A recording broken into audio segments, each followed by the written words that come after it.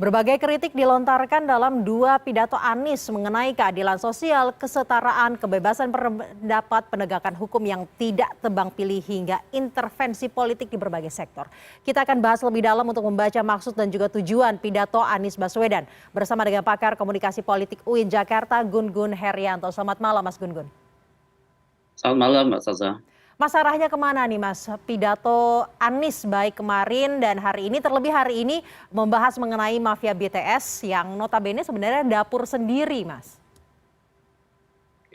Sebenarnya arahnya kan tentu ini bagian dari komunikasi politik untuk memengaruhi lingkungan politik, terutama menyangkut kredibilitas seorang Anies Baswedan yang running to election ya. Bagaimanapun dia calon presiden yang tentu harus memanage ya isu-isu kekinian secara artikulatif ya, salah satunya lewat retorika politik untuk meyakinkan halayak luas bahwa standpoint dia ada di mana begitu.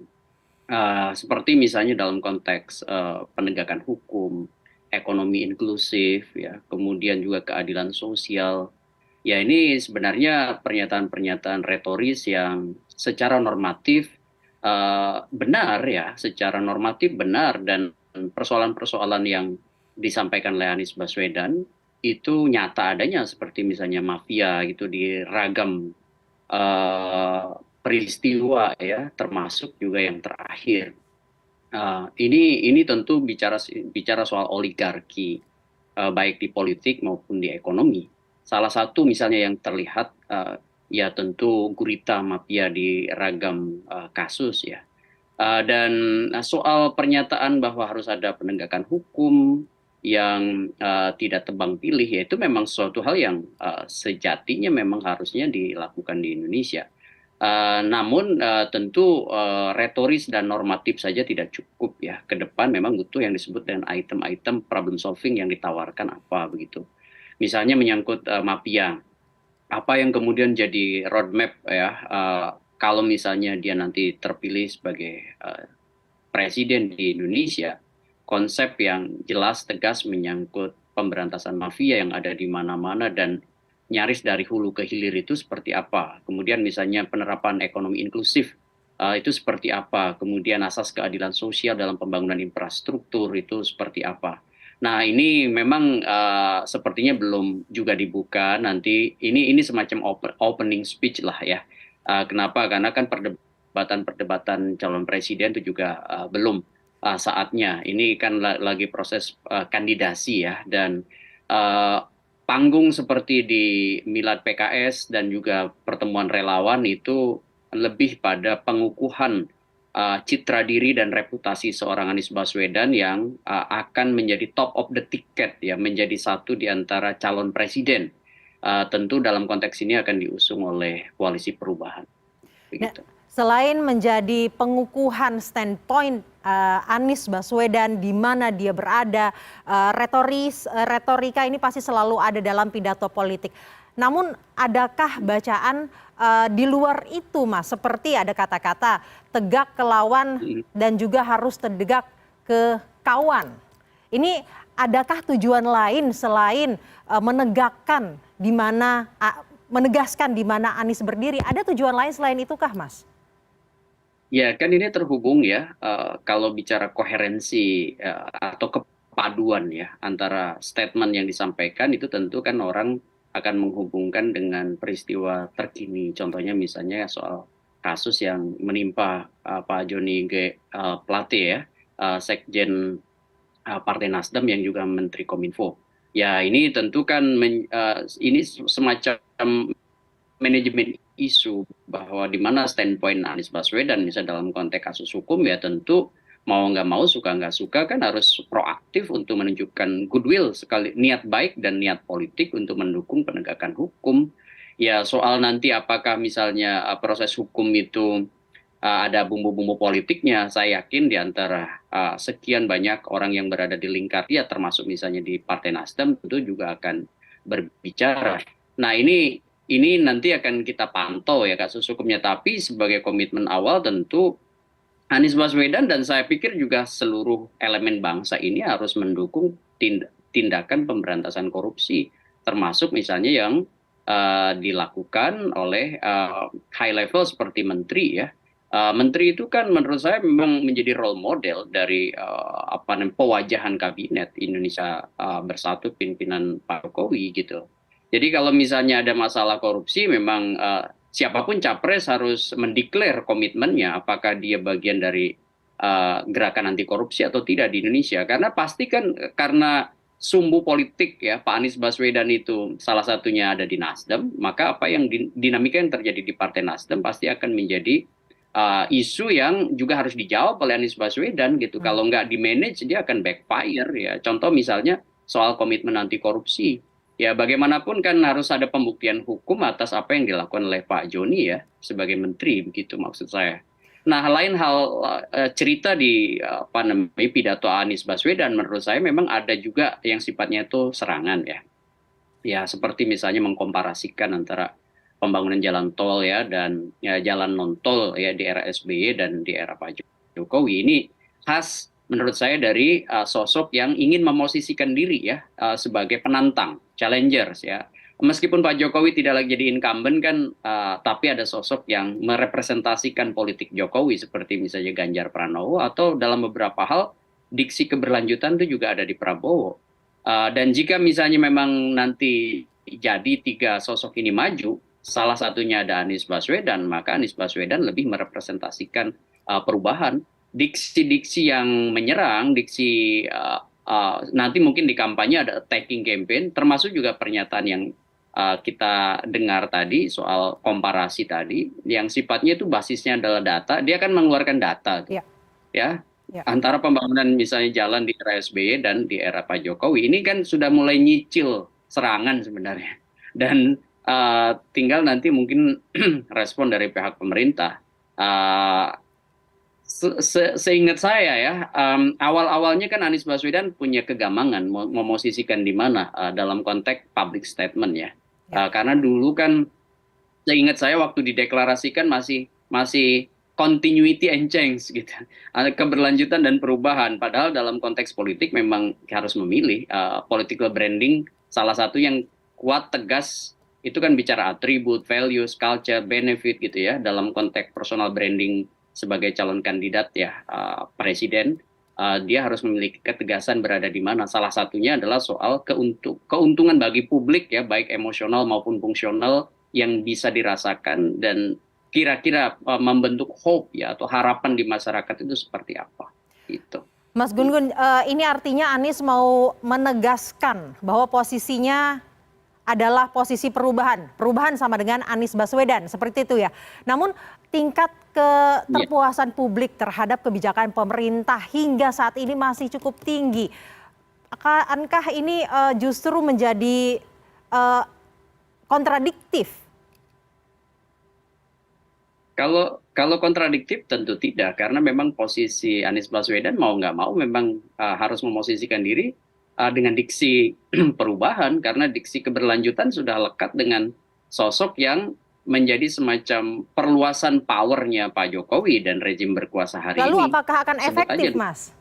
Apakah akan efektif? Karena kalau misalkan kita berbicara mengenai komunikasi politik, komunikasi ke publik, angka keterpuasannya cukup tinggi dengan kebijakan yang saat ini. Sedangkan Anies menawarkan kebijakan yang berubah.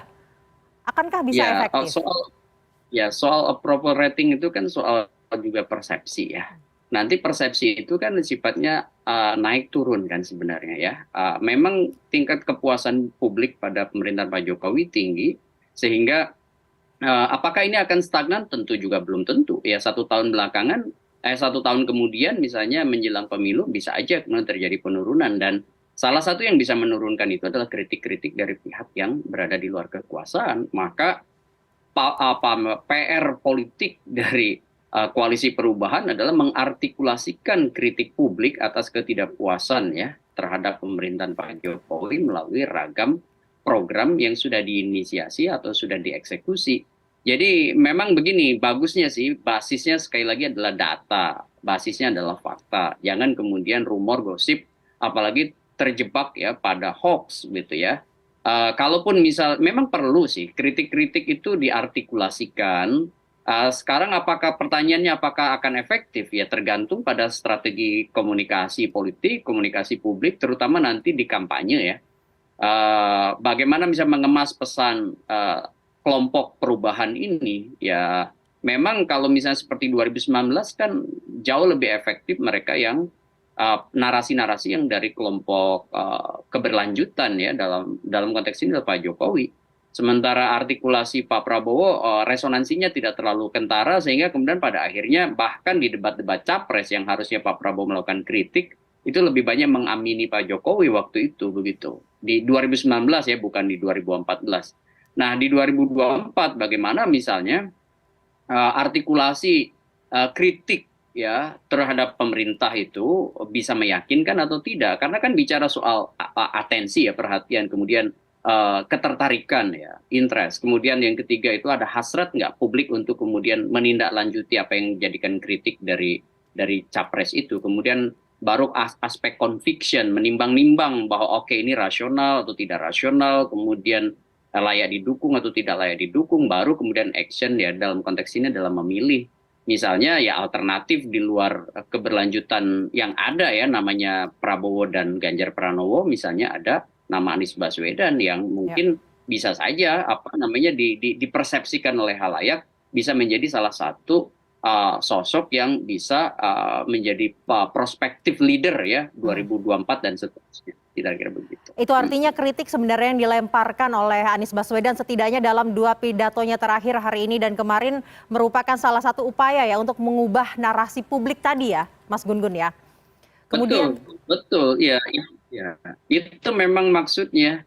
Dan semakin mendekati Februari 2024, kalau Anies Baswedan jadi capres di Oktober atau November resmi diusung ke KPU, itu menurut saya akan semakin intens tuh kritiknya terhadap pemerintah. Kemudian berbicara mengenai data-data ini menjadi sangat krusial, sangat penting untuk melemparkan kritik-kritik agar bisa tadi sebagai tujuan mengubah narasi publik. Namun kita tahu di pemilu-pemilu sebelumnya juga seringkali banyaknya perbedaan data antar kubu. Nah, bagaimana nih untuk menempatkan agar perdebatan yang terjadi antar kubu ini tidak berdasarkan data yang salah? Ya, yang jelas sumber data yang dipakai itu sumber data yang kredibel ya. Yang kedua tentu karena ini namanya debat yang berbasis data ya, tentu tidak spekulatif ya. Dia kemudian harus mampu menunjukkan bahwa apa yang baik data maupun argumen dan logika yang dibangunnya itu bisa diterima atau tidak. Ya pada akhirnya kan publik sebagai audiens, publik sebagai komunikan, dia akan mengevaluasi, dia akan tetapi begini, dalam sejarah elektoral kita ya, terutama misalnya sejak reformasi, sebenarnya debat-debat capres itu kan tidak terlalu berdampak signifikan ya, meskipun terjadi perdebatan-perdebatan. Kenapa? Karena biasanya orang sudah punya preferensi jauh-jauh hari.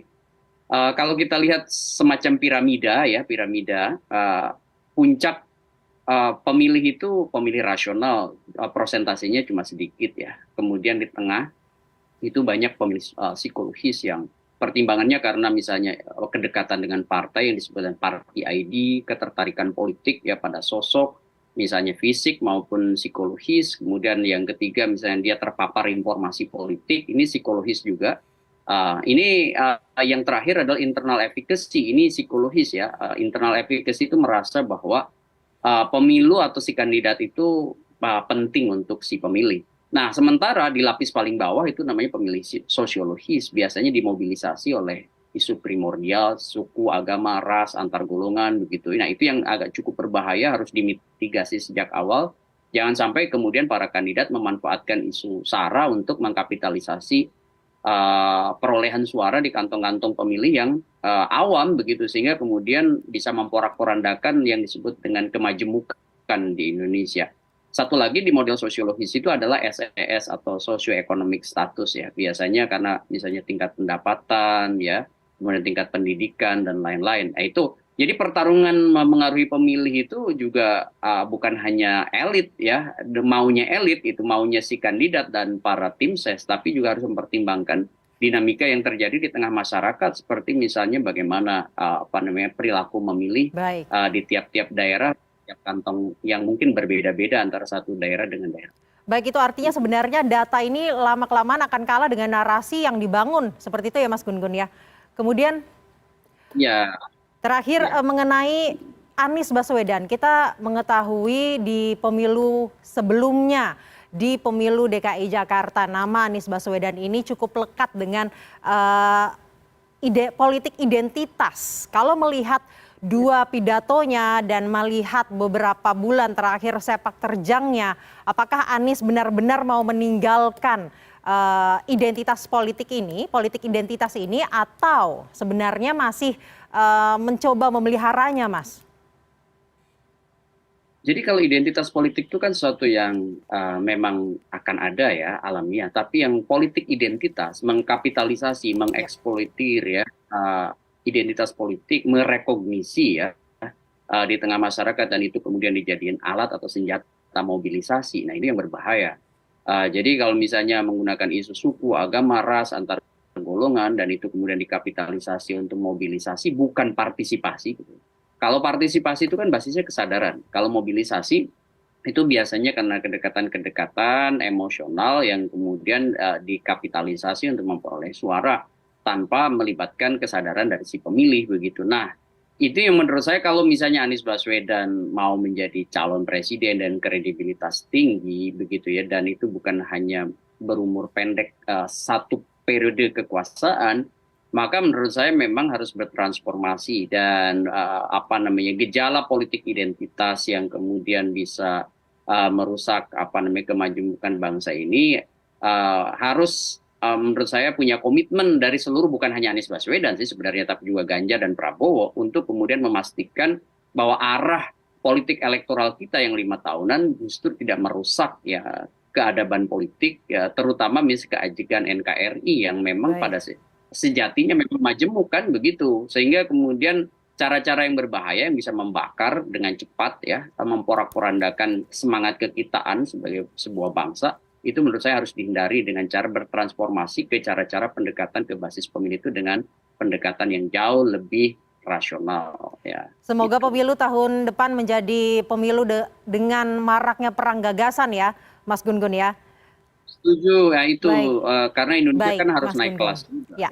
Terima kasih pakar komunikasi politik UIN Jakarta Gun-Gun Herianto telah bergabung bersama kami malam hari ini di CNN Indonesia Prime News.